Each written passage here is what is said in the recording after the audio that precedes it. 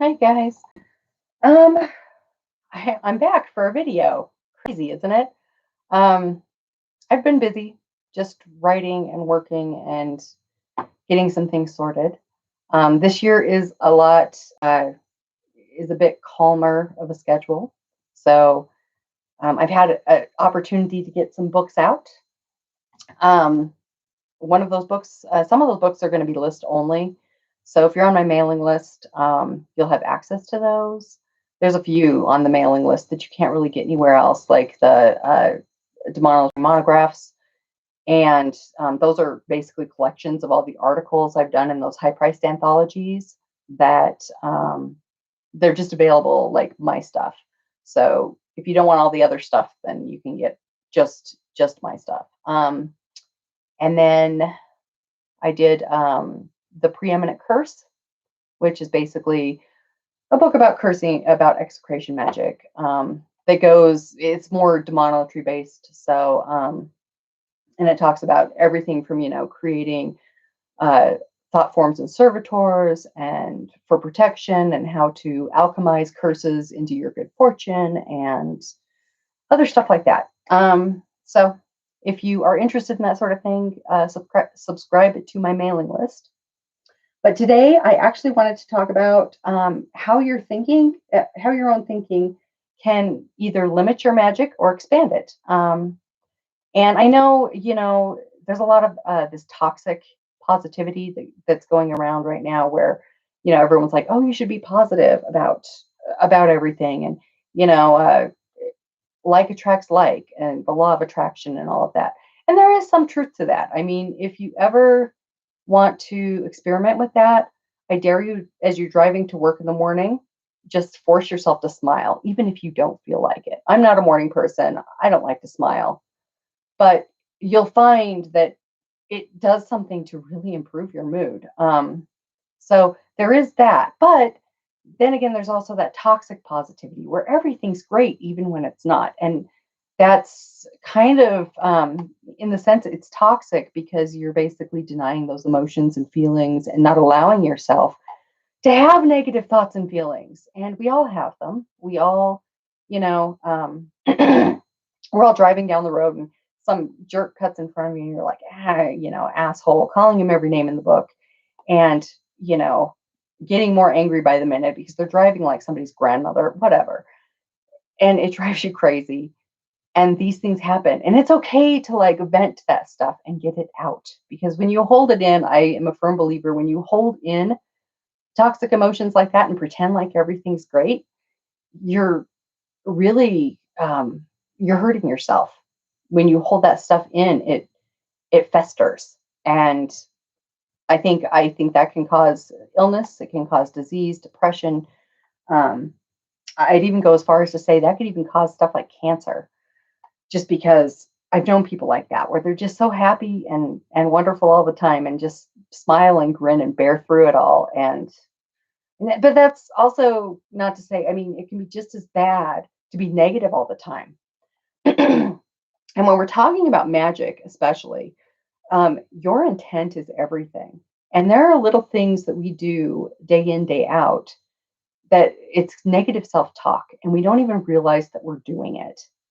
You know, for example, let's say, you really want a promotion at work, and inside a little voice is saying, no, you can't do that. Oh, they're not going to want to hire you. Your resume isn't good enough. You don't have this skill or that skill.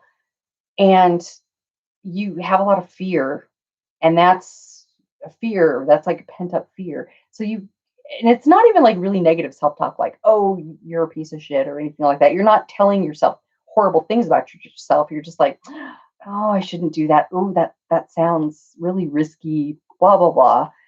That is still negative self talk.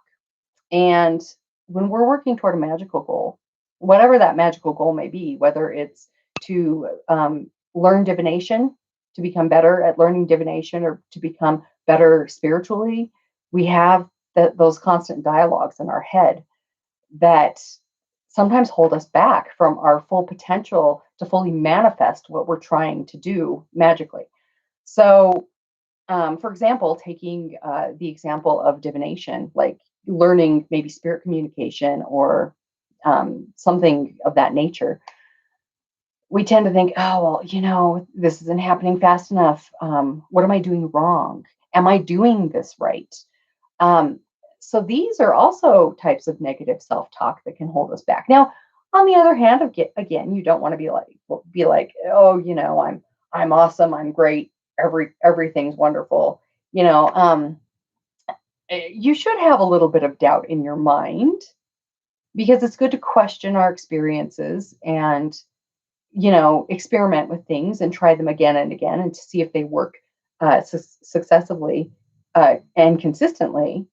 Um, but I think I think it's really important to just listen to what you're telling yourself.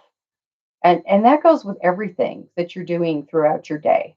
Because when it comes down to it, a lot of people like to separate their spirituality. My spirituality is over here, my mundane life is over here. The reality is they need to intertwine. Um, which is why it's so frustrating to see people who only just bring out their magical spiritual life on the weekends or when it's convenient or when they have time for it. Spirituality is something you have to incorporate into every aspect of your life. And when you do that and you apply what you're learning magically to your mundane life, it opens up new opportunities and new ways of thinking. And you're going to see an improvement in how things go in your day to day life as well, because you're actually working toward um, a specific goal and being cognizant of all the things that you're doing in your mundane life that may be impacting your spiritual life. Sometimes a lot of people are like, well, I'm trying to learn this magical skill. For example, let's say, meditation. I'm trying to learn how to calm myself and meditate, but I get home from work and I'm just so mentally exhausted. I just want to sleep, or I just want to watch TV, or just hang out with my kids or my family or whatever. I get that. I have so been there. I think we all have. I think that's something that we all struggle with. Modern life is busy and you're on 24/7. If you don't have a computer screen in front of your face, you have someone or something else vying for your attention. So it can be hard to make time and take space for your spiritual work. So I do recommend at least 5 minutes a day. If you can't do anything else, 5 minutes a day where you just sit quietly in a room with yourself and your thoughts, no interruptions, even if it's just to do some breathing exercises and focus on your breath and observe your thoughts. That's the thing about meditation. A lot of people are like, oh, it's about emptying your brain and not thinking about anything. I can't do that. I've got too much going on. That's not it at all. Meditation is about sitting back and separating yourself from your emotional reactions to the things going on in your life and observing what's going on and not looking at it so much critically, but analyzing, okay, so I'm really angry at my friend because she said this thing, but why am I angry and why did it piss me off so much? And you start analyzing it without an emotional reaction that makes you feel bad. And it takes a while to get there, but the more you sit with yourself quietly, the easier this becomes because you'll think about things. And I like to go in with a pad of paper when I do this, because I do this several times a day. I go in with a pad of paper and I sit and I think about all the things going on in my life and the things that are really irritating me or upsetting me or putting me in an emotionally compromised state that hampers my productivity. Okay. Because that's a lot, has a lot to do with it too. Like even magically, when people feel themselves stifled magically, a lot of times there's things going on in their mundane life that are really holding them back from doing their spiritual work. It's amazing how much a bad job or a bad boss or a argument with your partner can hamper your productivity in other areas of your life. And again, remember, everything's intertwined. It's not your spirituality is in this little box over here, your mundane life's in this little box over here. It's all interconnected. So you'll find that when your life is more settled, you may feel more spiritually connected. Or if your life is an upheaval and things are not going as planned, your spiritual life becomes disconnected. It's all interconnected, you guys. So, so when you're thinking about when you're talking about observing your thoughts and catching yourself when you get into those negative self-talk loops, um, you can start to change that, because when you become aware of it, you can stop and say, yeah, okay. So, like, people beat themselves up. This is another way that we self-sabotage. Um, oh, you beat yourself up because you didn't open the temple this morning and you didn't do your meditation. Well, you know what? Tomorrow's another day. So you have to look at it like that. Like, okay, yeah, I screwed up today. I didn't do what I should have done. I feel crappy about it. But you know what? Tomorrow's another day. I can start over. It's clean slate. I can start over tomorrow, and nobody's going to get upset about it. The demonic isn't going to get upset about it. I'm pretty sure that they understand that, life happens. You get sidetracked. Um, so these are things, I mean, and you don't even need to do this in a ritual space or anything. You can sit in your living room quietly with the lights off. Maybe the family has gone out to go grab dinner or something, and you've got 5 minutes to yourself. You can sit down and go, okay, deep breath, and then just sit there in the silence. And I know people who don't like sitting in silence. My husband is one of them, okay? He always has to have a radio, a television, or something electronic going on because it drives him crazy otherwise.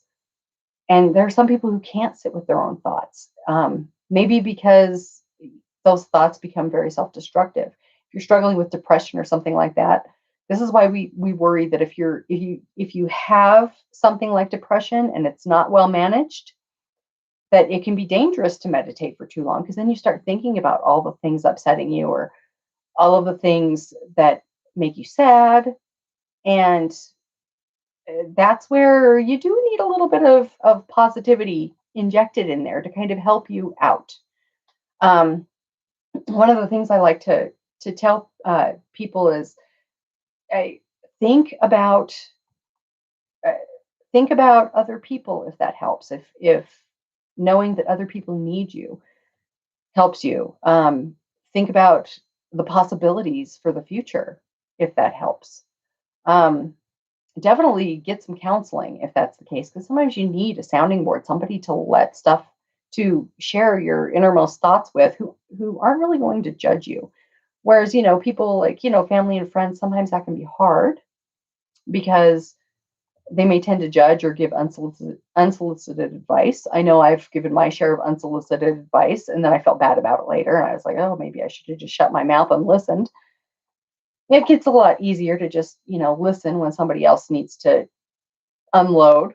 But we all need to get those toxic feelings out, because otherwise it does start manifesting as negative self-talk, and that can hamper our magical progress, depending on what we're doing. Because a lot of people, a lot of us will use magic in a high magic sense, where we're trying to work on ourselves and our own relationship with the divine. And then there's people who use magic to work on the mundane parts of their life, but it's all affected by that. Um, so sit and observe and think about what you tell yourself. Think about just the little thoughts, like, when you're about ready to, hand in that application for a managerial job, and you've never managed before in your life, and you feel that fear, like, oh crap, and then you start having those little voices in your head saying, oh, I don't know, this is a real long shot, you're not going to get this. Just stop yourself and say, well, you don't know. You don't know if you don't ask, or if you don't apply for it, or whatever. My mother said something to me when I was very young, and it's always stuck with me. And it's been one of the most helpful pieces of advice that I've ever gotten. Is the worst that can happen is they can say no, but they can't kick you off the face of the earth. So there you go. It never hurts to ask. So that's it for today's video. I hope you found it helpful in some way. And I will see you guys next time.